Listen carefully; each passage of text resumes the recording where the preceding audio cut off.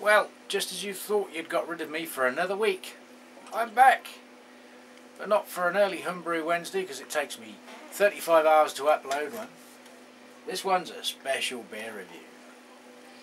It came all the way from Tony Yates in Norway, and I know he's wondering why I left it, and I'm going to do it now. It is the Coconut IPA, based on Ryan's award competition win, where they brewed a stone version of the same beer. This is Tony's run on the same beer. You can get the ingredient. If you check Tony's channel out, I'll try and put a link in on the comments there. He has got brew day footage of this. I know he's brewed a second batch of it,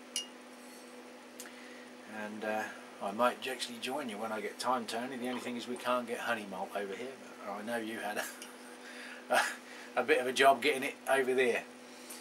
But anyway, let's crack on with the hopefully taste and smell explosion. A little hiss. Yeah, getting that mango and fruit straight away.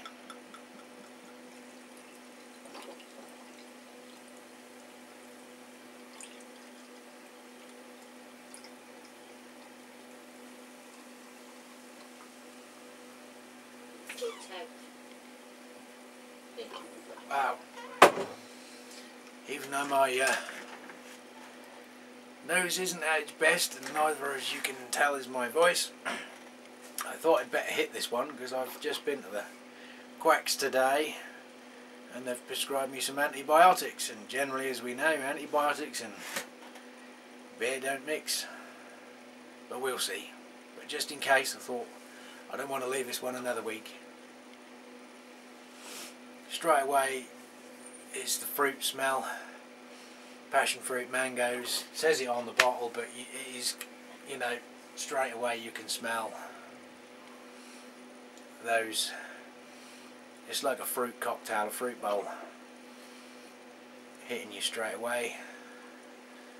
Heads come down fairly quick, which I don't mind, because obviously that's not going to hold up the smells or the tastes. Not getting any coconut on the nose, but I am getting orange, mango. My mouth's watering already. Let's go in. That's why I waste any more time. Wow, straight away bitterness. Hot bitterness. Got the coconut sweetness on the back note of the wash. Then it mellows out and you get the smoothness and the malts.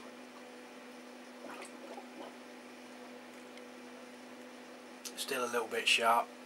Once your tongue gets used to the bitterness, you start pulling out the other flavours.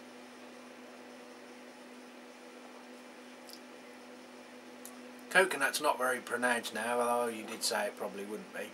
But you do get that coconut aftertaste. Mainly sort of, it comes off the roof of my mouth and on the sides of my tongue. But overall is the bitterness. Well, there's only 70 IBUs, so it's not sky high, but it's really fruity. And then the bitterness, and then after the bitter washes over, you get this mellow coconut sweetness. Not so much coconut taste, but you can tell the sweetness is from the coconut.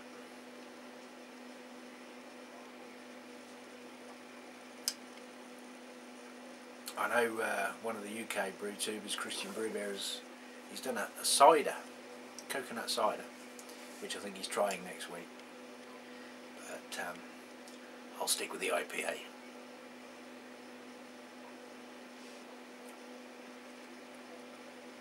Yeah. Now I've got used to the bitterness, getting more of the mango coming through, the fruits.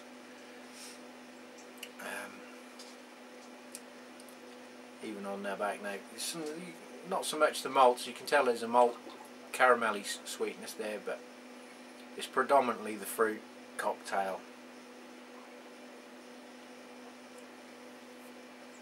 And there's still a little bit of bitterness, but then it sort of like washes over with the coconut sweetness on your mouth and on the back. It's nice there. While the head's going down. Whoop. Still got a bit of lacing. Need to get the dog to clean that up. But there's an effervescence goes over your tongue with the carbonation. There's still a little bit coming up through the glass. The smells have died down more now.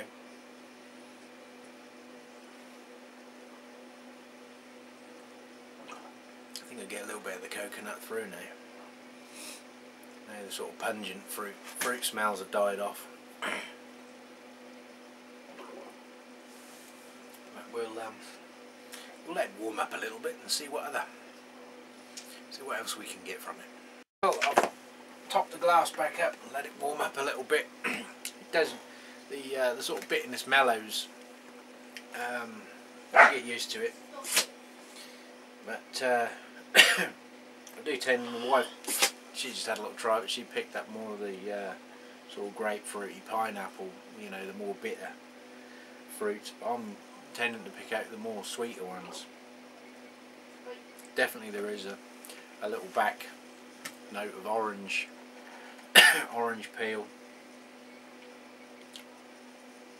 on it, and it does seem a lot sweeter now. You get used to the bitterness there. But for those that aren't familiar with with some of the hops that go into it, Tony's used Centennial, Citra, Mosaic, Belma, Motueka and Amarillo. And the base recipe is 2-row pale malt, Pilsner malt, Munich malt, Carapils and honey malt. I don't know what really the honey malt brings to the brew. It's 230 grams of honey malt.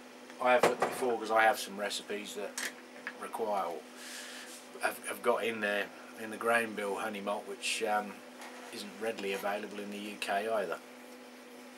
And various people do suggest alternative grains, but I don't know how much difference it would make brewing without that. But whether with the taste of the hops and the coconut you would actually notice it not being there.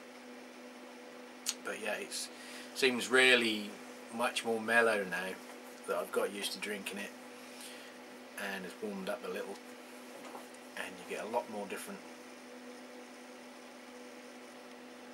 fruit flavours, some that you've got used to.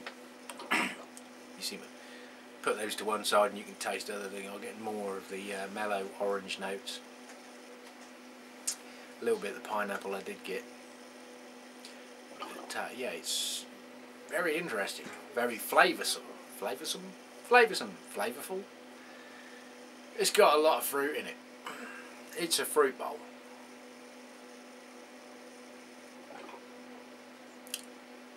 I don't know how pronounced the coconut was originally. I mean, I do like the coconut rum. Certainly nowhere near. I don't know when it was fresh. The coconut was much more pronounced, and now it's sort of really just in the background. But either way, it's still a fruit cocktail of flavours. Very smooth now. You get used to the hop. Bitterness is very smooth.